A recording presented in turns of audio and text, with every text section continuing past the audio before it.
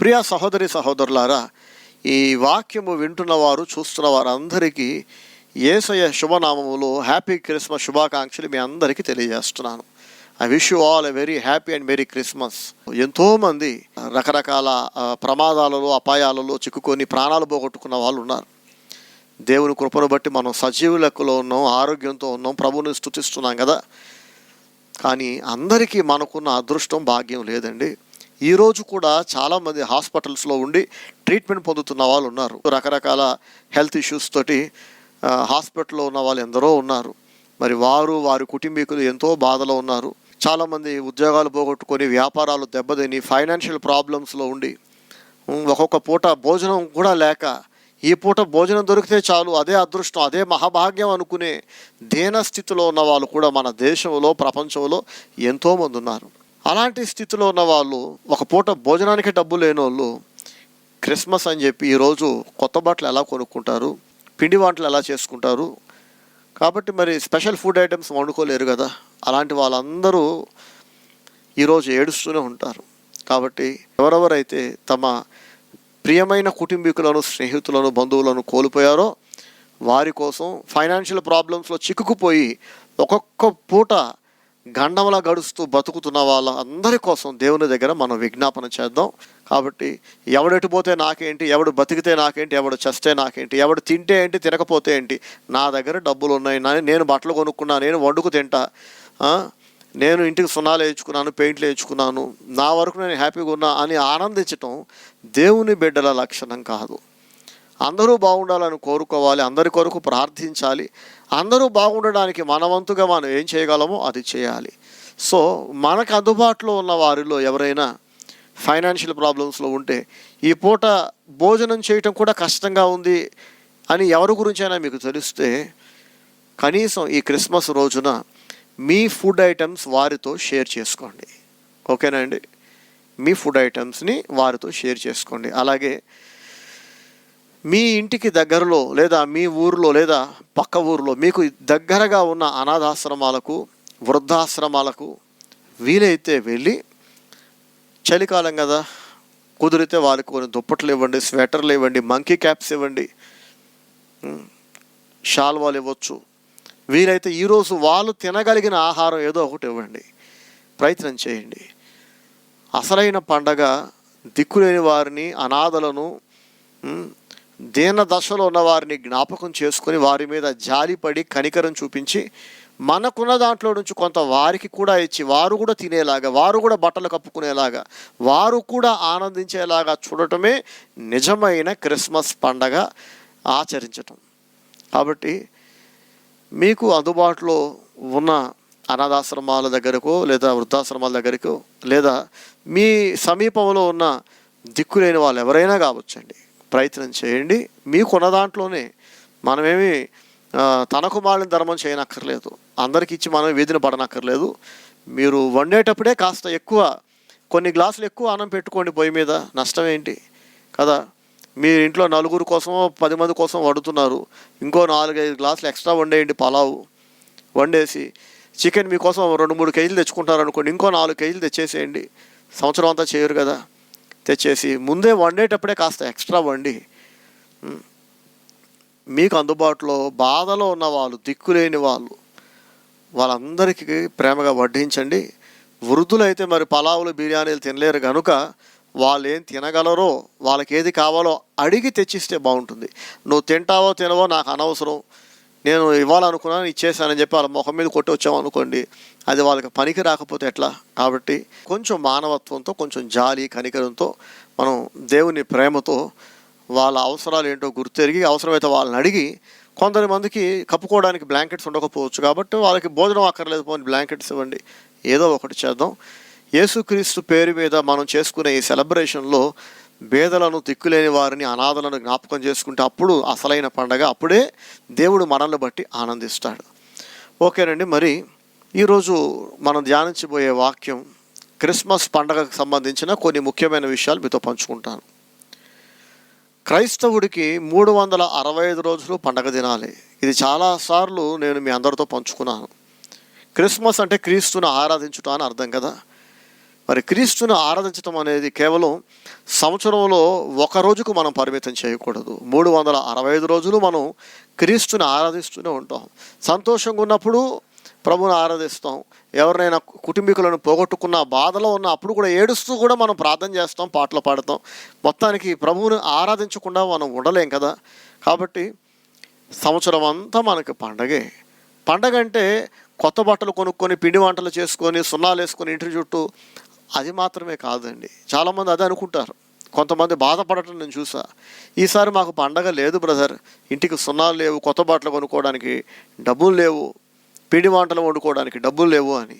ప్రియ సహోదరి సహోదరులారా, అసలైన పండగ వాతావరణం ఎప్పుడు వస్తుందో తెలుసా? ఒక ఇల్లు ఏక మనస్సుతో కుటుంబీకులందరూ ఒకరి పట్ల ఒకరు ప్రేమ అనురాగాలతో ఐక్యమత్యంతో ఒకరు ఒకరు క్షమించుకుంటూ ఒకరినొకరు ఓర్చుకుంటూ ఒకరి కోసం ఒకరు కొన్ని వదులుకుంటూ త్యాగం చేసుకుంటూ ఒకరి సంతోషం కొరకు మరొకరు ఏదో ఒకటి తగ్గి వదులుకోవటం, ఇలా ఏక మనస్సు కలిగి ఐక్యతతో ప్రేమ అనురాగాలతో మనశ్శాంతితో ఉన్నప్పుడే అసలైన పండుగ. చాలా కుటుంబాలలో ఏక మనస్సు ఉండదు, ఐక్యత ఉండదు. అనేక మనస్పర్ధలు, అనేక అభిప్రాయ భేదాలు, కలిసి భోజనం చేయలేరు, ఒకరితో ఒకరు మాట్లాడుకోలేరు కనీసం. మరి అలాంటి వాళ్ళు ఎన్ని పిండి వంటలు చేసుకున్నా, ఎన్ని బిర్యానీలు వండుకున్నా అది పండగ కాదు కదండి. కాబట్టి పండగ అంటే మనశ్శాంతి, ఏక మనస్సు, ఐక్యత, ప్రేమ, అనురాగాలు ఇవి కదా. మనశ్శాంతి లేనప్పుడు రుచి కలిగిన ఆహార పదార్థాలు ఎన్ని ఉన్నా, ఇల్లంతా అలంకరించిన, ఇంటి మీద లైట్లు పెట్టి ఇంట్లో దీపాలు వెలిగించి గుమ్మగుమ్మలాడే రుచి కలిగిన భోజన పదార్థాలు అన్నీ వండినా కూడా మనసులో నెమ్మది లేనప్పుడు, వ్యక్తుల మధ్య ప్రేమలు, ఆప్యాయతలు, పరస్పర గౌరవ మర్యాదలు లేనప్పుడు అది పండగ అనిపించుకోదండి కదా. కాబట్టి మరి మనం యేసయ్యను ప్రేమించినప్పుడు, యేసయ్య మనతో ఉన్నప్పుడు, యేసయ్య అన్నారు కదా, నా శాంతి నేను మీకు ఇస్తా అన్నారు. ఆ శాంతిని మనం అనుభవించినప్పుడే నిజమైన పండగ, అసలైన పండగ. యేసయ్య మనతో ఉన్నప్పుడు, యేసయ్య ఇచ్చే శాంతి సమాధానం మనం అనుభవించినప్పుడు అసలైన పండగ అని చెప్పుకున్నాం కదా. యేసయ్య మనతో ఎప్పుడు ఉంటాడంటే, మనము త్రికరణ శుద్ధిగా దేవుని ప్రేమించినప్పుడు, దేవుని వెతికినప్పుడు, దేవునికి భయపడినప్పుడు, మనకు తెలిసిన దేవుని ఆజ్ఞలన్నిటినీ మనం జరిగించినప్పుడు దేవుడు ఆనందిస్తాడు మనల్ని బట్టి. ఇక ఆయన మనకు దూరంగా ఉండలేడు. అసలైన పండగ నా బైబిల్ ద్వారా నేను తెలుసుకున్నది ఏంటంటే, దేవుణ్ణి సంతోషపెట్టడం, మనం కూడా సంతోషంగా ఉండటం. మన వలన దేవునికి సంతోషం లేనప్పుడు మనం పిండి వంటలు వండుకోవడంలో అసలు అర్థమే లేదు.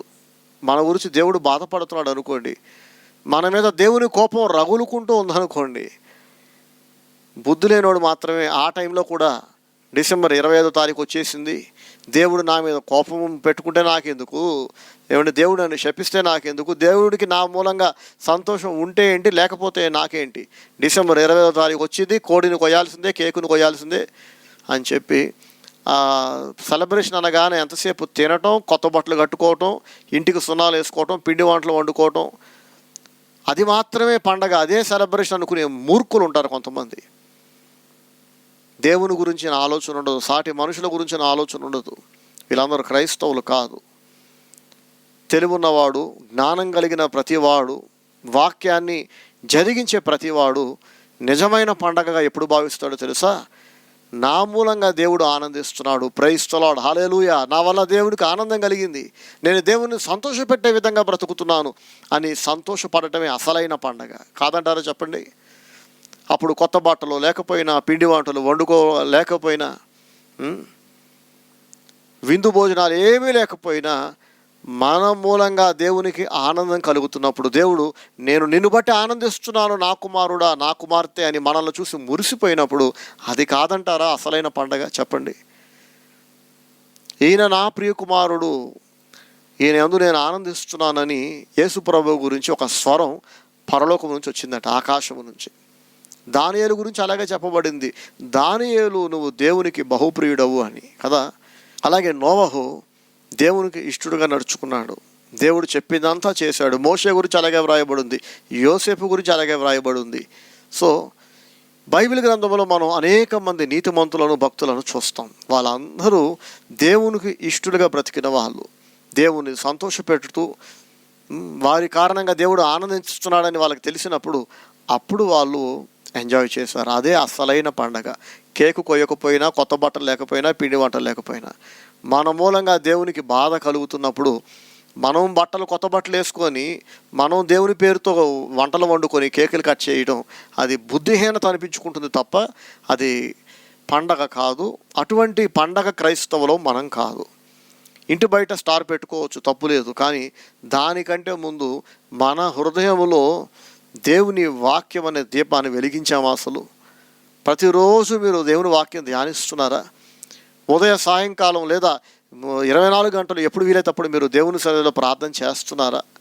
వాక్యాన్ని ధ్యానించటం, వాక్యాన్ని జరిగించటం, ప్రార్థించటం, మన కొరకు, పరిచర్య కొరకు, సమాజం కొరకు ప్రార్థన చేయాలి కదండి. సో ఇవన్నీ చేయటం ముఖ్యం మనకి. సో ఇవన్నీ అయిపోయిన తర్వాత ఇంటి మీద లైట్లు పెట్టుకోవచ్చు, స్టార్ పెట్టుకోవచ్చు, కేకులు కట్ చేయొచ్చు, ఏ సెలబ్రేషన్ అయినా లోక సంబంధమైన సెలబ్రేషన్స్ ఇవన్నీ చేసుకోవచ్చు. కానీ దేవుని దృష్టిలో ఏది సెలబ్రేషన్? దేవుడు ఏం చూసి మురిసిపోతాడు? ఆహా, నా కుమారుడు పెద్ద స్టార్ పెట్టాడని ఇంటి మీద ఆ స్టార్ చూసి దేవుడు మురిసిపోతాడా? లేకపోతే నా కుమారుడు వాక్యాన్ని జరిగించడానికి ఎంత కష్టపడుతున్నాడు, నేను చెప్పింది అంతా చేస్తున్నాడు, అది జరిగించడానికి తన సుఖాన్ని, తన లాభాలు వదులుకుంటున్నాడని దాన్ని బట్టి సంతోషపడతాడు చెప్పండి. కాబట్టి కొంచెం మనం కామన్ సెన్స్తో ఆలోచిస్తే మనకు అర్థమైపోతుంది. మన మూలంగా దేవునికి ఆనందం కలిగినప్పుడే నిజమైన పండగ. కొత్త బట్టలు ఉన్నా లేకపోయినా, డబ్బున్నా లేకపోయినా, పిండి వంటలున్నా లేకపోయినా. కాబట్టి ఈ క్రిస్మస్ పండగ రోజు ఈ వాక్యం వింటున్న వాళ్ళందరూ ఆలోచించాల్సిందిగా నేను మనవి చేస్తున్నాను. ప్రియ సహోదరి సహోదరులారా, మీరు దేవునికి ఇష్టలుగా బ్రతకకపోతే ఇంతకాలం కనీసం ఈరోజైనా, క్రిస్మస్ అంటే మరి యేసుక్రీస్తు పుట్టినరోజు కదా, పుట్టిన వ్యక్తికి అందరం గిఫ్ట్లు తీసుకెళ్ళి ఇస్తాం కదా. దేవునికి కానుకగా ఈరోజు మీ జీవితాన్ని సమర్పించండి. దేవా, నేను నీకు మాటిస్తున్నాను నాయన, ఇంతకాలం నాకు నచ్చినట్లు నేను బ్రతికా, నీ గురించి అసలు నేను ఆలోచించలేదు, సాటి మనుషుల గురించి ఆలోచించలేదు. అయితే ఇవాళ నేను నీకు గిఫ్ట్ ఇస్తున్నాను. మారిన మనస్సు, మారిన బ్రతుకే దేవునికి మనం ఇచ్చే అతిపెద్ద కానుక కదా. కాబట్టి పశ్చాత్తాపాన్ని మించిన గిఫ్ట్ ఇంకొకటి లేదండి దేవునికి. మనం పశ్చాత్తాపడి మారు మనసు పొంది ఇక మీదట నేను నీకు ఇష్టడుగా, ఇష్టరాలుగా బ్రతుకుతాను ఆయన, నిన్ను సంతోషపెడతాను, నీ చిత్తమంతా జరిగిస్తా, సాటి మనుషుల పట్ల బాధ్యతగా నడుచుకుంటాను. నాకు వస్తేనే కష్టం కాదు, నాకు వస్తేనే బాధ కాదు, నాకు అయితేనే ఆకలి కాదు, ఇంకెవరో ఆకలితో బాధపడుతుంటే అది నాకు ఆకలి వేసినట్టుగా నేను స్పందించినప్పుడే నేను క్రీస్తు శిష్యుడిని అవుతాను.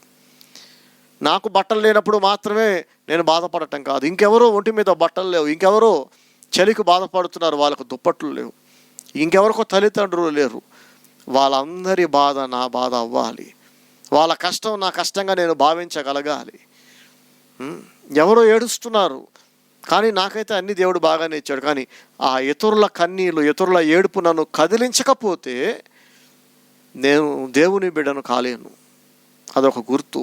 మానవత్వం లేని చోట దైవత్వం ఉండదండి. మానవత్వము, జాలి, కనికరం కావాలి. ప్రతి పని నిమిత్తం దేవుడు కొందరిని ప్రతి తరంలోనే ఎన్నుకుంటున్నాడు. ఇప్పుడు మన జనరేషన్లో కూడా దేవుని పని నిమిత్తం, దేవుని మహిమ కోసం, దేవుడు చేయాలనుకున్న కొన్ని పనుల కోసం దేవుడు అనేక మందిని ఎన్నుకుంటూ ఉంటాడు. అయితే ఇక్కడ యోసేపు మరియమ్మలను దేవుడు ఎందుకు ఎన్నుకున్నాడంటే వారిద్దరూ దేవుని యందు భయభక్తులు కలిగిన వాళ్ళట, దేవుని చిత్తాన్ని జరిగించే వాళ్ళు. కాబట్టి వాళ్ళు దేవునికి ఇష్టలుగా జీవిస్తున్నారు కనుక ఒక మహత్తరమైన పని కోసం దేవుడు మరియమ్మను మరియు యోసేపును ఎన్నుకున్నాడు. కాబట్టి మనం జ్ఞాపకం పెట్టుకోవాలి, మన జనరేషన్లో ఇప్పుడు ఈ కాలంలో మనల్ని కూడా దేవుడు వాడుకోవాలని కనుక మనం భావిస్తే యోసేపు మరియమ్మలాగా మనం కూడా దేవునికి ఇష్టలుగా జీవించాలి. ఎవరెవరు దేవునికి ఇష్టలుగా జీవిస్తారో, దేవుని చిత్తాన్ని జరిగిస్తారో దేవుని కనుదృష్టి వారి మీద ఉంటుంది. దేవుడు వారిని ఎన్నుకుంటాడు, తన మహిమ కోసం తన పనులు వారి చేత చేయిస్తాడు. నోవహు కాలంలో నోవహు ఒకడు మాత్రమే నీతిమంతుడుగా దేవునికి కనిపించాడట. కాబట్టి నోవహును దేవుడు ఎన్నుకున్నాడు, ఒక పెద్ద ఓడ కట్టించాడు. అలాగే దావీదు దేవుని యందు భయభక్తులు కలిగిన వాడై దేవుని మహిమ కోసం జీవించాడు, దేవుని కొరకు రోషపడ్డాడు, దేవుని చిత్తమంతా జరిగించాడు కనుక దేవుడు దావీదును కూడా ఎన్నుకున్నాడు.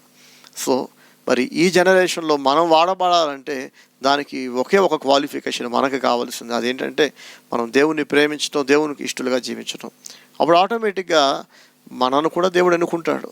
మరియమ్మతో దేవుని దూత వచ్చి, మరియా నీకు శుభవార్త, నువ్వు పరిశుద్ధాత్మ వలన గర్భవతి కాబోతున్నావు అన్నప్పుడు ముందు ఆమె ఆశ్చర్యపడినప్పటికీ తర్వాత దేవుని చిత్తం ఎలా ఉంటే అలా జరుగుతుంది, నీ దాసురాలని చెప్పి ఆమె దేవుని చిత్తానికి విధేయత చూపించింది. ఇదేం అంత చిన్న విషయం కాదండి. ఇంకా పెండ్లి కాని ఒక యువతి దేవుని ఆజ్ఞ మేరకు ఆమె పరిశుద్ధాత్మ వలన గర్భవతి అవ్వడానికి ఒప్పుకోవడం అంటే చిన్న విషయం కాదు. లోకమంతా ఆ కాలంలో మరియమ్మను వ్యభిచార స్త్రీ అని, వ్యభిచారం వలన ఆమె పెండ్లి కాకముందే గర్భవతి అయిందని ఎన్నో నిందలు వేశారు. అలా నిందలు వేస్తారని ఆమెకు తెలుసు. ఆమెకున్న గౌరవ మర్యాదలు, వ్యక్తిగత పేరు ప్రతిష్టలు, కుటుంబ గౌరవ మర్యాదలు మంట కలిసిపోతాయని ఆమెకు తెలుసు. కానీ ఆమె అందుకు సిద్ధపడింది. నా పేరు పోయినా పర్వాలేదు, నా పేరు ప్రఖ్యాతులు, నా గౌరవ మర్యాదలు పాడైనా పర్వాలేదు, అందరూ నన్ను నా కుటుంబాన్ని చులకనగా చూసినా పర్వాలేదు, నేను దేవుని చిత్తాన్ని జరిగిస్తాను. దేవుడు ఏది చెబితే అది చేయటం నా విధి, నా బాధ్యత. అందుకోసం నా వ్యక్తిగత పేరు ప్రతిష్టలు, కుటుంబ గౌరవాన్ని కూడా తాకట్టు పెట్టడానికి నేను సిద్ధమే అని ఆమె తెగించింది.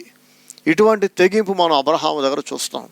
నీకున్న ఒకగానైనా నీ కుమారుడిని నాకు బలిస్తావా అబ్రహాము అని దేవుడు అడిగినప్పుడు అబ్రహాము తన ప్రాణప్రదంగా ప్రేమిస్తున్న తన కొడుకుని బలివ్వడానికి సిద్ధపడ్డాడు కదండి. అటువంటి సిద్ధపాటు మరియమ్మ దగ్గర మనం చూస్తాం. తర్వాత యోసేపు దగ్గర కూడా ఇటువంటి తెగింపు మనం చూస్తాం. మరియమ్మ గర్భవతి అయిందని తెలిసినప్పుడు అందరిలాగానే యోసేపు కూడా మరియమ్మను అనుమానించాడట. ఎవరి కారణంగానూ ఆమె తప్పుడు జీవితం వలన గర్భవతి అయిందేమో అనుకొని ఆమెను రహస్యంగా వదిలించుకుందాం అనుకున్నాడు. కానీ ఎప్పుడైతే దేవుని దూత యోసేపుకు కనిపించి, యోసేపు మరియమ్మ పరిశుద్ధాత్మ వలన గర్భవతి అయింది, అది దేవుని సంకల్పం, దేవుని ప్రణాళిక, దేవుని ఆజ్ఞ మేరకు ఆమె లోబడింది గర్భవతి అవ్వడానికి అని దేవుని దూత యోసేపుకు చెప్పినప్పుడు యోసేపు ఎంతో పెద్ద మనసుతో, దేవుని మీద అపారమైన నమ్మకంతో, గౌరవంతో ఆమెను తన భార్యను చేసుకున్నాడట. ఎంత గొప్ప విషయం కదండి ఇది. ఊరిలో ఎంతమంది యోసేపుని ఎగతాళి చేసి ఉంటారు, తప్పుగా మాట్లాడి ఉంటారు, చులకన చేసి ఉంటారు కదా. ఎవడికో పిల్లల్ని కంటుంది మరియమ్మ, ఎవడి కారణంగానూ గర్భవతి అయింది, ఇంకెవడో చేసిన కడుపుకి వీడు బాధ్యత తీసుకుంటున్నాడు, ఎవడికో కంటుంది ఈ పిల్లోడిని, వాడికి వీడి తండ్రి అవుతున్నాడని చెప్పి యోసేపుని మరియమ్మని ఎన్ని సూటిపోటి మాటలు, తప్పుడు మాటలు, ఎగతాళి చేసే మాటలు పలికినప్పటికీ ఇక్కడ మరియమ్మ అలాగే యోసేపు ఇద్దరూ దేవుని చిత్తాన్ని జరిగించటానికి వారి వ్యక్తిగత పేరు ప్రఖ్యాతులు, గౌరవ మర్యాదలు తగలిబడిపోతున్న వాళ్ళు సంతోషంగా ఆ బాధను అనుభవించారు. ఎవరైనా పర్వాలేదు, ఎంత అవమానించినా పర్వాలేదు, దేవుని చిత్తాన్ని మేము జరిగిస్తామని. ప్రియ సహోదరి సహోదరులారా, ఇటువంటి తెగింపు, ఇటువంటి ప్రేమ కలిగిన వాళ్ళే దేవుని బిడ్డలు కదా. ఈరోజు చాలామంది మేము యేసుక్రీస్తు నమ్ముకున్నామని పబ్లిక్గా చెప్పుకోవడానికి సిగ్గుపడే వాళ్ళు ఉన్నారు, మొహమాట పడే వాళ్ళు ఉన్నారు, దొంగచాటుగా బైబిల్ చదివే వాళ్ళు ఉన్నారు, దొంగచాటుగా ప్రార్థన చేసుకునే వాళ్ళు ఉన్నారు. అవును మేము యేసయ్య నమ్ముకున్నామని పబ్లిక్గా అందరి ముందు ఒప్పుకోవడానికి కొంతమందికి సిగ్గు, కొంతమందికి నామోషి. యేసయ్య అంటారు, మనుషుల అందరి ఎదుట నన్ను గురించి సిగ్గుపడే వారి గురించి నేను కూడా పరలోకమందు నా తండ్రి ఎదుట సిగ్గుపడతాను. మీరు మనుషులందరి ఎదుట నన్ను అంగీకరించకపోతే నేను కూడా మిమ్మల్ని అంగీకరించను అంటాడు ఆయన. సో ఎవరెవరైతే దేవుని విషయమై సిగ్గుపడి పబ్లిక్గా పాటలు పాడడానికి, ప్రార్థించడానికి, నేను యేసుక్రీస్తు శిష్యుడిని, శిష్యురాలని చెప్పుకోవడానికి సిగ్గుపడతారో వాళ్ళందరూ మరియమ్మ యోసేపులను చూసి జ్ఞానం తెచ్చుకోవాలి, బుద్ధి తెచ్చుకోవాలి. యోసేపు మరియమ్మలు ఇద్దరూ కూడా దేవుని చిత్తాన్ని జరిగించడానికి తమ వ్యక్తిగత పేరు ప్రతిష్టలు, గౌరవ మర్యాదలను వదులుకున్నారు. అవమానాలు పడ్డారు, ఎన్నో నిందలు పడ్డారు, ఎన్నో కష్టాలు పడ్డారు. 1, 2 కాదండి. సో మనం కూడా వాళ్ళలా జీవించాలి. యోసేపు మరియమ్మలను చూసి మనం ప్రేరేపణ పొందాలి, ధైర్యం తెచ్చుకోవాలి. చిన్న చిన్న వాటికి ఎవరేమనుకుంటారో, ఎవరో ఎగతాళి చేస్తారేమో, ఎవరో తక్కువ చేస్తారేమో అని చెప్పి మనం దేవుని పనులకు దూరంగా జరిగిపోకూడదండి. మనం గర్వంగా చెప్పుకోవాలి, నేను దేవుని బిడ్డని అని. అదేం సిగ్గుపడే విషయం కాదు. ఒక తప్పుడు పని చేస్తే సిగ్గుపడాలి, కానీ జీవము కలిగిన దేవుణ్ణి పొందుకోవటం ఎంత అదృష్టం, ఎంత భాగ్యం కదా. అది సగర్వంగా బంధువులు ఎదుట, సమాజం ఎదుట ఒప్పుకోవడానికి సిగ్గెందుకండి? అయితే మరియమ్మ యోసేపు ఇద్దరు నీతిమంతులు, భక్తులు, దేవునికి లోబడ్డారు, కరెక్టే. మరియమ్మ గర్భాన్ని దేవుడు వాడుకున్నాడు యేసయ్య లోకానికి రావడానికి. కాబట్టి చాలామంది ఏమనుకుంటారంటే అసలు మరియమ్మ లేకపోతే యేసు ప్రభు ఎలా వచ్చాడు భూమి మీదకి అని చెప్పి మదర్ మేరీ అని చెప్పి మరియమ్మ విగ్రహం ఒకటి పెట్టి విగ్రహారాధన చేస్తుంటారు. ముఖ్యంగా రోమన్ క్యాథలిజం అనే ఈ మత సంస్థకు చెందిన వాళ్ళు. కానీ విగ్రహారాధన ఏ రూపంలోనూ చేయకూడదని పరిశుద్ధ బైబిల్ గ్రంథంలో దేవుడు ఆజ్ఞాపించాడు. కాబట్టి మరియమ్మ విగ్రహమైన విగ్రహమే కదండి. కాబట్టి మనం బైబిల్ని అనుసరించే వాళ్ళమైతే, దేవుని చిత్తాన్ని జరిగించే వాళ్ళందరూ కూడా యేసుక్రీస్తు విగ్రహాన్ని కూడా ఆరాధించకూడదు. అసలు మనం విగ్రహారాధన నిషిద్ధం. మనకి విగ్రహారాధన యేసుక్రీస్తుదైనా, మరియమ్మదైనా, యోసేపుదైనా, సెయింట్ పాల్ అని, సెయింట్ పీటర్ అని, ఇలా మనుషులందరి విగ్రహాలు, భక్తుల విగ్రహాలు తయారు చేసుకుని ఆరాధించే వాళ్ళందరూ మానేయాల్సిందిగా నేను మనవి చేస్తున్నా. విగ్రహారాధన చేయటం, వాటి ముందు క్యాండిల్స్ వెలిగించడం, కొబ్బరికాయలు కొట్టడం, ఆ విగ్రహాల దగ్గరికి వెళ్ళి గుండు కొట్టించుకొని తలనీలాలు సమర్పించటం తప్పు. ఇవన్నీ మనం చేయకూడదు. అలా చేసే వాళ్ళందరూ దేవుని వాక్యాన్ని అతిక్రమిస్తున్నారు. మీరు దేవుని దగ్గరికి వెళ్ళలేరు, దేవుడు మిమ్మల్ని తన దగ్గరికి రానియడు. పరలోక రాజ్యంలో మీరు ప్రవేశించలేరు, నరకాగ్నిలోకి త్రోయబడతారు విగ్రహారాధన వలన. కాబట్టి మరియమ్మ తన నీతిని బట్టి, భక్తిని బట్టి దేవుని చేత ఎన్నుకోబడింది, దేవుడు ఆమెను వాడుకున్నాడు, అంతవరకు ఓకే. కానీ ఆమె కూడా నాలాంటి మీలాంటి ఒక మామూలు వ్యక్తి మాత్రమే. ఆమెను వాడుకున్న దేవుడు గొప్పవాడు. దేవుని ఆరాధించాలి తప్ప దేవుని చేత వాడబడిన వ్యక్తులను, భక్తులను మనం ఎన్నడూ ఆరాధించకూడదు. దేవుడు అవసరమైనప్పుడు ఒకసారి గాడిదను వాడుకున్నాడు. గాడిదకు మానవ స్వరం ఇచ్చి బిలామును గద్దించాడు. ఒకసారి తిమింగలాన్ని వాడుకున్నాడు, ఒకసారి కాకిని వాడుకున్నాడు. అలాగని చెప్పి గాడిదను, తిమింగలాన్ని, కాకిని మనం ఆరాధిస్తే ఎంత తప్పో, అలాగే మరియమ్మను, అపోస్తలుడైన పౌలుని, అలాగే యోసేపుని, వీరందరిని ఆరాధించడం కూడా తప్పేనండి. మనం దేవుని మాత్రమే ఆరాధించాలి. ఇక యేసయ్య భూమి మీద జన్మించినప్పుడు ఆయనను వెతుక్కుంటూ కొందరు జ్ఞానులు వచ్చారట.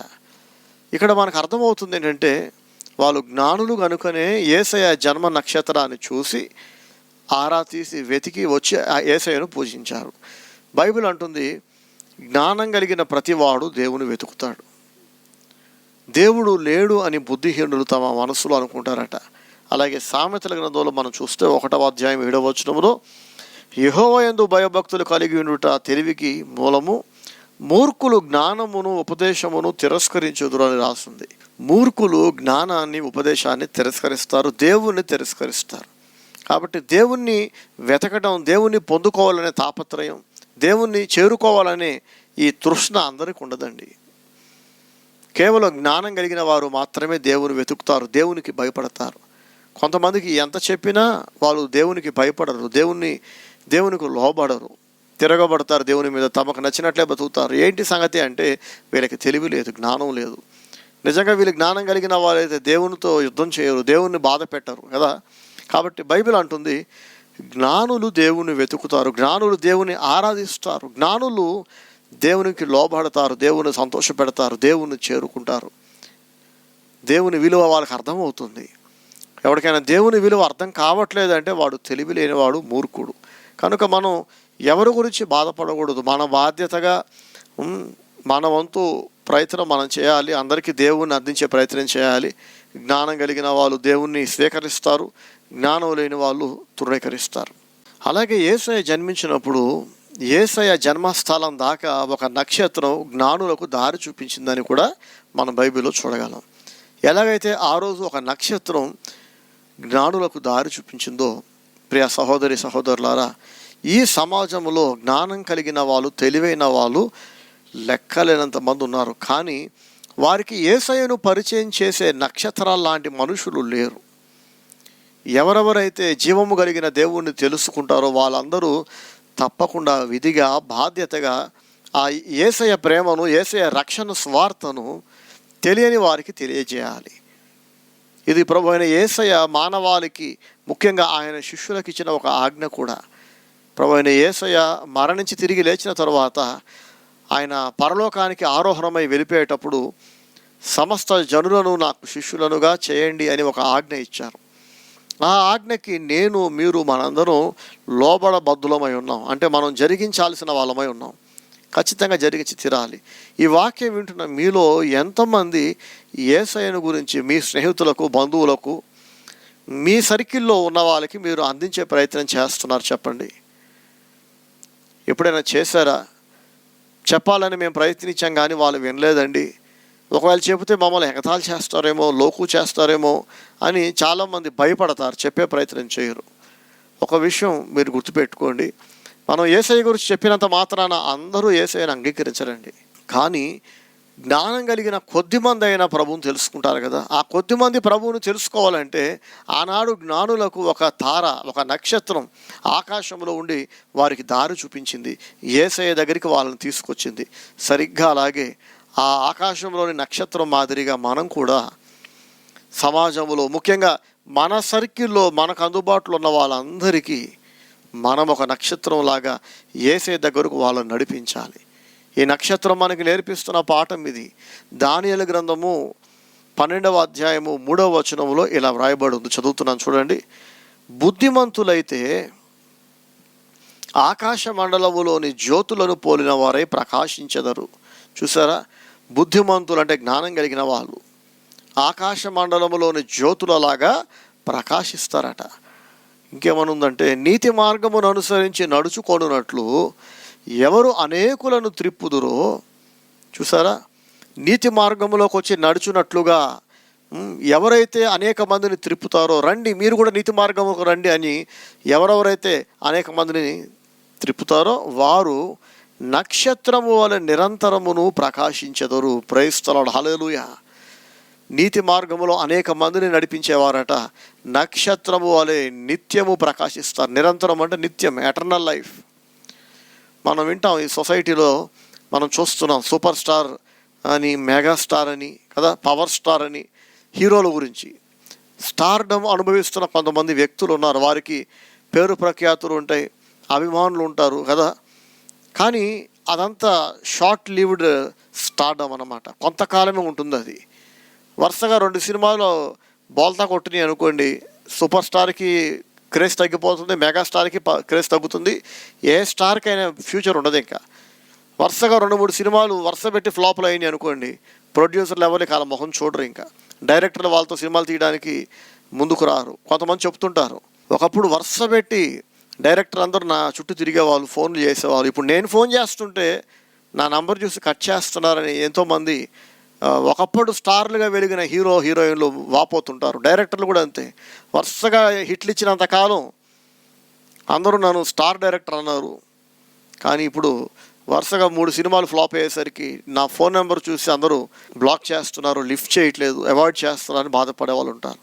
సో మనం చూస్తున్న ఈ స్టార్లు అంతా, సినిమా స్టార్లు, మోడల్స్, వీళ్ళకు ఉండే స్టార్డము టెంపరీ, కొన్ని రోజుల్లో అది అంతా వాష్ అవుట్ అయిపోతుంది. అయితే ఎవరెవరైతే నీతి మార్గంలోకి మనుషులను నడిపిస్తారో ఆ బుద్ధిమంతులు, ఆ జ్ఞానులు, ఇతరులకు రక్షణను చూపించేవాళ్ళు, రక్షణ మార్గంలోకి ఇతరులను నడిపించే వాళ్ళంతా నిత్యత్వం అంతా నక్షత్రాల్లాగా ప్రకాశిస్తుంటారు. అంటే మనం దేవుని చేరుకున్న తర్వాత నిత్యత్వం అంతా ఆకాశంలోని నక్షత్రాలలాగా మహిమతో, దేవుడిచ్చే బహుమానాలతో, దేవుడు మనకిచ్చే ప్రతిఫలంతో ప్రకాశిస్తుంటాం. రక్షించబడిన విశ్వాసుల ఎదుట కూడా ఆ నిత్యత్వంలో, పరలోక రాజ్యంలో ఈ స్వార్థ ప్రకటించిన వాళ్ళు ఉంటారు సరే, వీళ్ళు స్టార్లాగా అక్కడ వెలిగిపోతుంటారు. అందరూ పరలోకం చేరతారండి, దేవుని నమ్ముకున్న వాళ్ళు, భక్తిగా బ్రతికిన వాళ్ళు.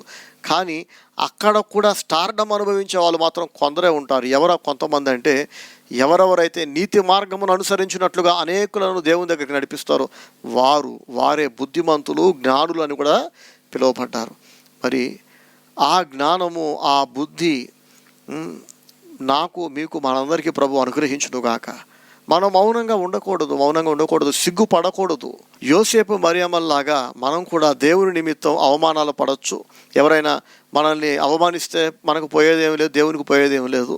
మనం గర్వపడాలి, దేవుని బిడ్డలు మనం గర్వంగా చెప్పుకోవాలి, ఆ దేవుని ఇతరులకు పరిచయం చేయాలి.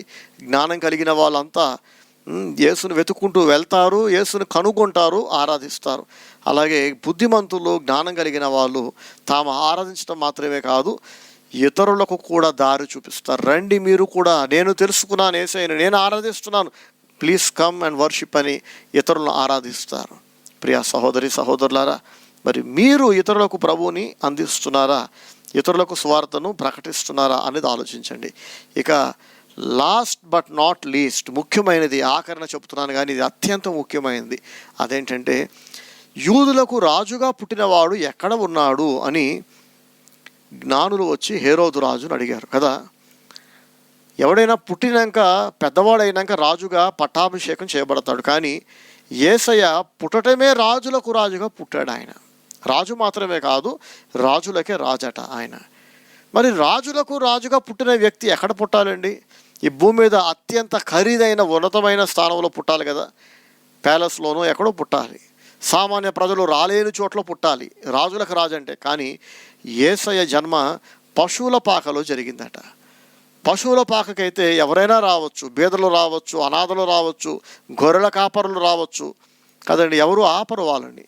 సో యేసయ్య రాజులకు రాజు అయినప్పటికీ, మహాదేవుడు అయినప్పటికీ, ఏమండి, ఆది అంతాలు లేనివాడైనప్పటికీ, భూత వర్తమాన భవిష్యత్ కాలంలో ఉండేవాడే అయినా ఆయన సామాన్య ప్రజలకు, బీదలకు అందుబాటులో జన్మించాడు, అందరికీ అందుబాటులో జన్మించాడు. ఇది యేసుక్రీస్తులో ఉన్న గొప్పతనం. చాలామంది యేసుక్రీస్తు ఆలోచన విధానానికి, యేసుక్రీస్తు జన్మకు విరుద్ధంగా తాము ఒక గొప్ప వ్యక్తిలాగా, తాము గొప్ప వ్యక్తులమని, పైనుంచి ఊడిపడ్డామని అందరూ అనుకోవాలని చెప్పి డబ్బా కొట్టుకుంటుంటారు. ఒక స్టేటస్ మెయింటైన్ చేయడానికి ప్రయత్నం చేస్తుంటారు, బేదలకు అందుబాటులో ఉండరు. ఇది చాలా తప్పు. దేవుని వాక్యం అంటుంది, మనం ఈ లోకంలోనికి ఏం తేలేదు, ఏం తీసుకొని పోం. ఎంతటి కుబేరుడైనా, అపర కుబేరుడైనా, ఐశ్వర్యవంతుడైనా వాడు వట్టి చేతులతో వచ్చాడు, వట్టి చేతులతోనే తిరిగి వెళ్ళిపోతాడు. నాది అని మనం దాచుకున్నది ఏది కూడా చనిపోయినప్పుడు మన వెంట రాదు. కాబట్టి మనం జ్ఞాపకం పెట్టుకుందామండి. మనం ఆరాధిస్తున్న యేసయ్యే పూరి గుడిసెలో, పశువుల పాకలో, బేదలకు అందుబాటులో జన్మించినప్పుడు మరి మనం ఎందుకు ఎచ్చులు పోవాలి, మనం ఎందుకు ఎగిరెగిరి పడాలి, మనం ఎందుకు బిల్డప్ ఇవ్వాలి, ఎందుకు మెయింటైన్ చేయాలి, అందరూ గొప్ప వ్యక్తులు అనుకోవాలని చెప్పి మెయింటైన్ చేయడానికి అవసరం ఉన్నా లేకపోయినా, అవసరం కొద్దీ మనం ఏది కొన్నా పర్వాలేదు. కానీ ఎవడినో ఇంప్రెస్ చేయడానికి, ఎవడో మన గురించి గొప్పగా అనుకోవాలని ఒక కుర్చీ కొన్నా తప్పే. ఎవరో మనల్ని చూసి నోరెలా పెట్టాలని, ఎవరి మనసులోనే మనం హెచ్చించబడాలని చెప్పి ఒక షర్టు కొన్నా తప్పే. మీకు అవసరం అనుకోండి, 10 రూపాయలు కాకపోతే 10 లక్షలు ఖర్చు పెట్టి కొనేయండి, ఎవరి గురించి ఆలోచించకండి. అది అవసరం, అది నీడ్. అక్కడ నీడ్ వేరు, లగ్జరీ వేరు, మనుషుల గుర్తింపు వేరు, బేసిక్ నీడ్స్ వేరు. దేవుడు మనకిచ్చే డబ్బు మనం బ్రతకడానికి మాత్రమే కాదు, అనేకులను బ్రతికించడానికి కూడా. సో మన ఇంట్లో ఉన్న వస్తువులు, ఒంటి మీద ఉండే వస్తువులు, ఇవన్నీ మన అవసరాలై ఉండాలి తప్ప భోగాలై ఉండకూడదు. అవసరానికి భోగానికి మధ్య చాలా తేడా ఉంది. వీటి గురించి కూడా దేవుడు మనల్ని లెక్క అడుగుతాడు. మన అవసరాలు తీరగా మిగిలిన వాటిని బేదల కొరకు, అనాథల కొరకు, దిక్కులేని వారి కోసం వాడాలి. కానీ మనుషులు చేస్తున్న ఒక తప్పు ఏంటంటే, వారి అవసరాలు తీరడం కోసం ఖర్చు పెట్టుకోవట్లేదు, భోగాల నిమిత్తం ఖర్చు పెడుతున్నారు. అందుకే ఎన్ని లక్షలు వచ్చినా, కోట్లు వచ్చినా మనుషులకి చాలట్లేదు. ఉదాహరణకి చాలామంది పెళ్లి ఖర్చులు ఎలా పెడతారండి? పెళ్లి కొడుకు, పెళ్లి కూతురు కోసం, బంధువుల కోసం అందరూ వచ్చి చక్కగా తిని వెళ్ళాలి అనే మంచి ఉద్దేశంతో ఖర్చు పెట్టరు. ఈ పెళ్ళికి వచ్చిన వాడు సంవత్సరాల తరబడి నా గురించి, నా కుటుంబం గురించి చెప్పుకోవాలి. నాలాగా ఈ ఊరిలో కానీ మా బంధువుల్లో ఇంకెవడు పెళ్లి చేయకూడదని చెప్పి వీడి గొప్పతనాన్ని ప్రదర్శించుకోవడానికి, తాను ఒక గొప్ప వ్యక్తిని అందరూ అనుకోవాలని, తనలాగా ఇంకెవరు పెళ్లి చేయలేరని, అటువంటి భోజనం ఇంక నా భూతో నా భవిష్యత్తుని అందరూ చెప్పుకోవాలని, అబ్బా చేస్తే వాళ్ళలా చేయాలండి, అలాంటి పెళ్ళి ఎక్కడ మేము చూడాల, అలాంటి బట్టలు ఎక్కడ చూడాల, వెడ్డింగ్ కార్డు, అబ్బో ఎంత గొప్ప వెడ్డింగ్ కార్డు, ఒక్కొక్క వెడ్డింగ్ కార్డుకి 5,000 ఖర్చు పెట్టారు అని అందరూ చెప్పుకోవాలి. 5,000తో ఒక పేద కుటుంబం దాదాపు నెల రోజులు బ్రతికేస్తారు. తెలుసా విషయం మీకు? 5,000తో కొంతమంది పేదవాళ్ళకు బట్టలు కొనివచ్చు. కానీ చాలామంది నీచ మనస్సు కలిగిన వాళ్ళు, ఆడపిల్లలు, వయసులో ఉన్న పిల్లలు, వృద్ధులు చలికి వణుకుతుంటే ఒంటి మీద సరిగ్గా బట్టలు లేక, ఒళ్ళు కప్పుకోవడానికి బట్టలు లేక అలాంటి వాళ్ళకి బట్టలు ఇవ్వడానికి వీళ్ళకు మనస్సు రాదు. సోకులు పడడానికి, ఎచ్చులు పడడానికి, వారి గొప్పతనాన్ని ప్రదర్శించుకోవడానికి మాత్రం లక్షలాది రూపాయలు మట్టిపాలు చేస్తుంటారు. అది చూసి వాళ్ళు ఖర్చు పెట్టే డబ్బు, వెదజల్లే డబ్బు చూసి, వెడ్డింగ్ కార్డు చూసి అందరూ వీళ్ళని గొప్పగా అనుకోవాలి. ఒంటి మీద బట్టలు చూసి అందరు గొప్పగా అనుకోవాలి. చేతుకున్న వాచ్ చూసి అందరు గొప్పగా అనుకోవాలి. చేతిలోని ఫోన్ చూసి అందరు గొప్పగా అనుకోవాలి. ఇదంతా వెర్రి ప్రేలాపన అని దేవుని వాక్యం అంటుంది. ఎవడు నీ గురించి ఎంత గొప్పగా అనుకున్నా ఒకరోజు నువ్వు తిరిగి మట్టిలో కలుస్తావు. అప్పుడు ఎవడు నేను కాపాడలేడు. నువ్వు నరకపు మంటలలో కాలి ఏడుస్తున్నప్పుడు, నువ్వు భూమి మీద ఉండగా నేను పొగిడిన వాళ్ళలో ఎవరు నిన్ను కాపాడలేరు.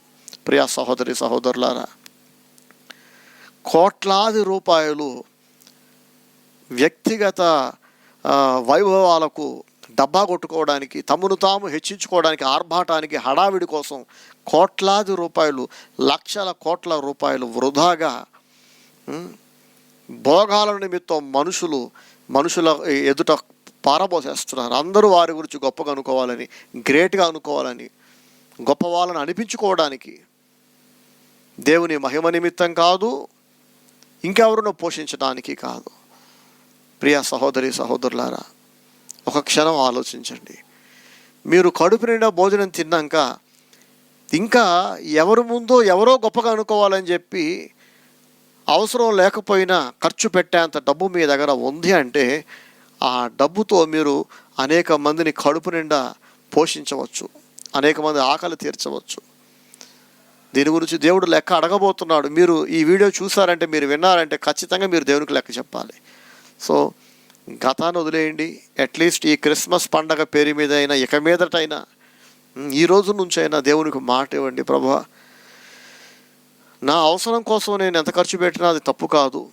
అవసరం లేకపోయినా ఎవడో ఏదో అనుకోవాలని, ఎవడు ముందో బిల్డప్ ఇవ్వడానికి, ఎవడు ముందో నా డాబు చూపించుకోవడానికి, డబ్బా కొట్టుకోవడానికి, అక్కడ అది అవసరం కాకపోయినా, అది వస్తువైనా, బట్టలైనా, భోజనమైనా, సెల్ ఫోన్ అయినా, వెడ్డింగ్ కార్డ్ అయినా, లైటింగ్ అయినా, అందరూ గొప్పగా అనుకోవాలని కనుక మనం ఖర్చు పెట్టామా, మనం చచ్చామే. మూడింది, ఇక మనకు మూడింది. దేవుడు దాని గురించి లెక్క అడుగుతాడు ఖచ్చితంగా. ఎందుకంటే ఇదే దేశంలో తినడానికి తిండి లేక, తాగడానికి నీళ్ళు లేక, కట్టుకోవడానికి బట్ట లేక, ఆకలితో మరణిస్తున్న వాళ్ళు ఉన్నారు. ఒక్కొక్క రూపాయికి అల్లాడిపోతున్న వాళ్ళు ఉన్నారు. దేవుడు ఇచ్చాడంటే దాన్ని మళ్ళీ లెక్క అడుగుతాడండి ఖచ్చితంగా. యేసుక్రీస్తుని మీరు నిజంగా ఆరాధిస్తున్నట్లయితే, యేసయ్యకు లేని ఎచ్చులు, అడావిడి, డబ్బాలు మనకెందుకండి? మనం యేసయ్య శిష్యులం కాదా? యేసయ్యకు లేని ఈ హడావిడి మనకెందుకు? ఆర్భాటం మనకెందుకు? ఆయన మహాదేవుడై ఉండి రాజులకు రాజుగా పుట్టి ఆయనే సాదాసీదాగా పశువుల పాకలో జన్మించాడే. ఆయన శిష్యులమైతే మనం కూడా ఆర్డినరీ లైఫే జీవించాలి, సాదాసీదా జీవితమే జీవించాలి. మనకు లేక కాదు, ఉన్నా కూడా, ఎంత ఉన్నా కూడా ఆ ఉన్నదానిని దేవుని కోసం ఖర్చు పెట్టండి, బేదల కోసం ఖర్చు పెట్టండి. అలా దేవుని కోసం, బేదల కోసం ఆ ఎక్సెస్ మనీ, దేవుడు మనకిచ్చిన దాన్ని ఖర్చు పెడితే పరలోక రాజ్యములో ఆస్తిగా మళ్ళీ దాన్ని మనం పొందుకుంటామట. చాలామంది దేవుని సేవ కొరకు అంటే డబ్బులు ఖర్చు పెట్టడానికి, ఒక రూపాయి తీయడానికి మనసు రాదు వాళ్ళకి. గింజుకు చచ్చిపోతూ ఉంటారు, పాస్టర్లు తిట్టుకుంటూ ఉంటారు. మళ్ళీ ఏంటో ఈ పాస్టర్ ఎప్పుడు చూసినా కానుకలు అంటున్నాడు, దేవుని సేవ కోసం ఖర్చు పెట్టినట్టున్నాడు అని చెప్పి పాస్టర్ని తిడుతుంటారు. ఏంటంటే వీళ్ళకి దేవుని కోసం ఖర్చు పెట్టే మనసు లేక, డబ్బు లేక కాదు. ఆ ఉన్న డబ్బు అంతా తగలేస్తుంటారు. మనుషుల ముందు బిల్డప్ ఇవ్వడానికి, ఎచ్చులకి తగలేస్తుంటారు. అంత తగలేసిన పోనీ ఏమొస్తుంది? వీళ్ళ ముందు పొగుడుతాడు, వెనకాలకి వెళ్ళి వాడు బాగా బలిసి కొట్టుకుంటున్నాడు, అందుకే డబ్బులు వాడేశాడు, వెడ్డింగ్ కార్డు మీద 5,000 పెట్టాడంటే ఎంత బలిసి కొట్టుకుంటున్నాడో అని చెప్పి చెప్పిస్తాడు వెనకాలకి వెళ్ళి. అదే ఆకలితో అల్లాడిపోతున్న ఒక కడుపు నిండా అన్నం పెట్టారనుకోండి, వాడే మిమ్మల్ని దీవించనక్కర్లా. కడుపు నిండా వాడు తింటే చాలు, దేవుని ఆశీర్వాదం మీ మీదకి వస్తుంది. ఏది బెటర్ అంటారు? మీ ముందు పొగిడి వెనకాలకి వెళ్ళి తిట్టేవాడు, మిమ్మల్ని మీరు సర్వనాశనం అవ్వాలని కోరుకునేవాడు కోసం మీరు ఖర్చు పెడతారా? కడుపు నిండా ఒకడు తిండి తింటే, కడుపు నిండా ఒంటి నిండా ఒకడు బట్టలు కప్పుకుంటే, ఎవరినో మీరు చదివిస్తున్నారు అనుకోండి, దేవుడు మిమ్మల్ని ఆశీర్వదిస్తాడు కదా. పరలోకంలో ధనం సమకూర్చుకోమన్నాడు యేసయ్య. ఎలా సమకూర్చుకుంటాం? ఏ బ్యాంకులో వేస్తే పరలోకంలో మన పేరు మీద మనీ యాడ్ అవుతుందంటే, దేవుని కోసం, బేదల కోసం ఖర్చు పెట్టే ప్రతి రూపాయి, జాగ్రత్తగా వినండి, దేవుని సేవ కోసం ఖర్చు పెట్టే రూపాయి అది వృధా కాదు. అదంతా మన పేరు మీద మళ్ళీ పరలోక రాజ్యంలో మనం పొందుకుంటాం. దేవుడు మనకిస్తాడు. అక్కడ నిత్యత్వంలో చెల్లే డబ్బుగా అది రూపాంతరం అవుతుంది. అది నిత్యత్వంలో చెల్లే ధనంగా అది మార్చబడుతుంది. ప్రైజ్ ది లార్డ్, హల్లెలూయా. అంతేకాదు ఈ భూమి మీద కూడా దేవుడు మనకు ప్రతిఫలం ఇస్తాడు. సో యేసయ్య జన్మ క్రిస్మస్ సందర్భంగా మనందరం ఇది మనసులో నాటుకుందాం. నేను ఆరాధిస్తున్న నా యేసయ్యకు లేని హడావిడి, ఆర్భాటం, హంగు ఆర్భాటం, హెచ్చులు, గుర్తింపు, మనుషుల గుర్తింపు కోసం తాపత్రయం అంటారు. దీన్ని అందరూ గుర్తించాలి, నేను ఒక గొప్ప వ్యక్తిని అనేది మనసులో తీసేసుకోండి. దేవుడు ఒక్కడే గొప్పవాడు, ఆయన మాత్రమే హెచ్చించబడాలి, నేను కాదు అని మనసులో బలంగా నాటుకోండి. అందరికీ హ్యాపీ క్రిస్మస్. మరియమ్మ యోసేపుల లాగా మనం కూడా దేవుని చిత్తాన్ని జరిగించడానికి మనం తెగిద్దాం, సాహసం చేద్దాం. మన పేరు ప్రఖ్యాతులు కానివ్వండి, వ్యక్తిగత గుర్తింపు, మంచి పేరు తగలబడిపోయినా పర్వాలేదు, ఎవడేమైనా అనుకోండి. ఇవాళ తిట్టిన వాళ్ళు రేపు పొగుడుతారు, ఇవాళ పొగుండు వాళ్ళు అందరూ రేపు శత్రువులు అవుతారు. మనుషుల మనస్తత్వాలు గంటకో రకంగా మారిపోతాయి. మనవలు అనుకున్న వాళ్ళు పరాయోలు అయిపోతారు. కాబట్టి ఎవరు ఎవరికి శాశ్వతం కాదు. స్వార్థంతో నిండిపోయిన మనుషులు ఎప్పుడు ఎలా మారుతారో మనకు తెలియదు. కాబట్టి ఈ పిచ్చి మనుషుల కోసం మనం దేవుని గురించి సిగ్గుపడచ్చా? దేవుని గురించి బహిరంగంగా ఒప్పుకోవడానికి సిగ్గుపడచ్చా? చెప్పండి. ఎవ్వరు ఏమైనా అనుకోనివ్వండి, ఎగతాళి చేసే వాళ్ళు చేయనివ్వండి, చులకం చేసే వాళ్ళు చులకం చేయనివ్వండి, మీరు సగర్వంగా తలెత్తుకొని యేసుక్రీస్తు ప్రతినిధిగా నిలబడండి. ఒక నక్షత్రంలా ప్రకాశించండి, అనేకులకు దారి చూపించండి, యేసయ్య దగ్గరికి వచ్చేలాగా దారి చూపించండి. మీరైనా యేసయ్యను గురించి చెప్పండి, లేదా యేసయ్యను గురించి అనేకులకు చెబుతున్న నాలాంటి దేవుని సేవకులను బలపరచండి. మీరు చెప్పేవాడిని బలపరచకపోతే మరి ఏం సాధిద్దామని, ఏం ముఖం పెట్టుకొని దేవుని ఎదుట రేపు తీర్పు రోజున నిలబడి ఏం సమాధానం చెప్తామని చెప్పండి. సో జ్ఞానం కలిగిన వారిలాగా మనం కూడా యేసయ్యను ఆరాధించాలి. నక్షత్రంలాగా యేసయ్యను అనేక మందిని చూపించాలి, యేసయ్య దగ్గర నడిపించాలి. యేసయ్యలాగా మనం కూడా అత్యంత సాదాసీదా జీవితం జీవించాలి, అందరికీ అందుబాటులో ఉండాలి. పేదలకు స్వార్థ ప్రకటించబడుచున్నది అని యెషయా గ్రంథంలో రాయబడి ఉంది. చూడండి, యేసయ్య కూడా అదే మాట వాడతారు మళ్ళీ. సో ఈనాడు అనేక క్రైస్తవ సంఘాలలో ధనవంతులకు మాత్రమే డోర్స్ తెరవబడతాయి. ప్రతి నెల ఎవరెవరు ఎంత కాంట్రిబ్యూట్ చేస్తారో చెప్పండి, మీకు మేము క్రిస్మస్ గ్రీటింగ్స్ మెసేజ్లు పెడతాం, వాట్సాప్లో మెసేజ్లు పెడతాం అని అంటుంటారు. ఉన్నవాడు ఖర్చు పెడతాడండి, డొనేట్ చేస్తాడు. లేనోడు సంగతి ఏంటి కదా? ఉన్నవాడు ఉండి కూడా దేవుని కోసం వాడకపోతే తప్పు, కానీ లేనోడు లేక ఇవ్వలేకపోతే వాడికి ఇంకా ఎంట్రీ లేదా చర్చ్లో? ప్రియ సహోదరి సహోదరులారా, స్టీవెన్ శాస్త్రి మినిస్ట్రీస్ అనే ఈ పరిచర్యలో గత 23 సంవత్సరాలుగా పేదలందరికీ ప్రేమగా తలుపులు తెరిచి ఆహ్వానం పలికాం. అనేక మంది, లెక్కలేనంత మంది ఇక్కడికి చినిగిన బట్టలతో, ఒక పూట భోజనం లేక, కన్నీటితో, వారిని ఎవరు బంధువులు కూడా ఇళ్ళకి రానివ్వకుండా, అమ్మ వీళ్ళు మళ్ళీ డబ్బులు అడుగుతారేమో అని చెప్పి కొంతమందిని చూడగానే మొఖాలు తిప్పుకొని వెళ్ళిపోయేంత దీనస్థితిలో ఉన్న వారిని నేను రానిచ్చా, నేను హక్కున చేర్చుకున్నాను, ఆదరించాను, ధైర్యం చెప్పి ప్రార్థించి, కొందరికి నేనే ఎదురు సహాయం చేసేవాడిని. కాలక్రమంలో వాళ్ళు దేవుని పట్టుకున్నారు, దేవుని వాళ్ళని ఆశీర్వదించబడ్డారు. ఈరోజు వాళ్ళు తిరిగి దేవుని సేవలో నన్ను బలపరుస్తున్నారు. కొన్ని సంవత్సరాల తర్వాత, కొంతమంది 15 ఏళ్ళ తర్వాత, కొంతమంది 10 సంవత్సరాల తర్వాత, కానీ వారు నాకు పరిచయమైన రోజున, వారి పరిచర్యకు వచ్చిన రోజున చాలామంది ఒక చిన్న గదిలో బ్రతుకుతూ ఉండిన వాళ్ళే, ఒక పూట భోజనం సరిగా లేని వాళ్ళు, చాలా పేదరికంలో ఉన్నవాళ్ళు, కటిక దరిద్రం అనుభవిస్తున్న స్థితిలో ఉన్నవాళ్ళే. సో ఈరోజు సర్వసమృద్ధి కలిగిన వాళ్ళే ఎంతోమంది వాళ్ళు నాకు ఆసరాగా ఉన్నారు, అని వచ్చినప్పుడైతే అది కాదు కదా. కాబట్టి పేదలందరికీ మనం అందుబాటులో ఉండాలి, అందరికీ ఆహ్వానం పలకాలి. డబ్బున్న వారికి మాత్రమే కాదు, ధనవంతులైన వాళ్ళు, డబ్బున్న వాళ్ళు అవసరాల కొరకే ఖర్చు పెట్టుకోవాలి తప్ప భోగాల కోసం, లగ్జరీస్ కోసం, మనుషుల గుర్తింపు కోసం, మనుషుల గౌరవ మర్యాదల కోసం, కీర్తి ప్రతిష్టల కోసం, అందరిలో మనం ఒక గొప్ప వ్యక్తులు మనం అందరూ అనుకోవాలని చెప్పి అవసరం కాకపోయినా హెచ్చుల కోసం ఖర్చు పెడుతూ పోతే మాత్రం అదంతా కూడా మన పాలిట ఉరిగా మారుతుంది. దేవుడు లెక్క అడుగుతాడండి. మన భారతదేశంలో పొలిటీషియన్స్, ఫిలిం స్టార్స్, వ్యాపారస్తులు అందరూ లక్షల కోట్ల డబ్బును ఆర్జించారు, బాగానే ఉంది. ఆ కోటీశ్వరులంతా వాళ్ళు సంపాదించిన దాంట్లో ఎంతో కొంత డబ్బుతో ప్రతి ఒక్కరూ ఒక ప్రాంతాన్ని దత్తత తీసుకొని దాన్ని డెవలప్ చేస్తే భారతదేశంలో రోడ్లు ఏంటంటే, డ్రింకింగ్ వాటర్ ఏంటి, బేసిక్ నీడ్స్ అన్నీ తీరిపోతాయి కదండి. పావర్టీ అనేది పోతుంది కదా, పేదరికం పోతుంది కదా భారతదేశం నుంచి. ధనవంతులందరూ ఇంకా ధనం పోగేస్తున్నారు, దాచుకుంటున్నారు తప్ప బీదల కోసం ఖర్చు పెట్టట్లేదు. ఒక క్రైస్తవుడు కూడా మరి అలాగే ఉంటే ఎలా చెప్పండి? వాడు క్రైస్తవుడు ఎలా అవుతాడు? క్రిస్మస్ అంటున్నారు, ఇంటి మీద స్టార్ పెడుతున్నారు, పండగ చేస్తున్నారు, బీదలు మాత్రం గుర్తు చేసుకోవట్లేదు. ఇది క్రైస్తవ్యం కాదు, ఇది క్రిస్టియానిటీ కాదు. క్రీస్తు ఇలా బ్రతకలేదు, ఇలా బ్రతకమని చెప్పలేదు. మనందరికీ ప్రభువు సహాయం చేయనుగాక. అందరికీ హ్యాపీ క్రిస్మస్. ఈ వాక్యం వలన మీరు బలపడితే, దీవించబడితే, మేలు పొందితే మీరు కూడా ఈ పరిచర్యకు దీవెనగా ఉండండి, పరిచర్యను బలపరచండి. అందరికీ happy Christmas. God bless you all. Praise the Lord. Amen.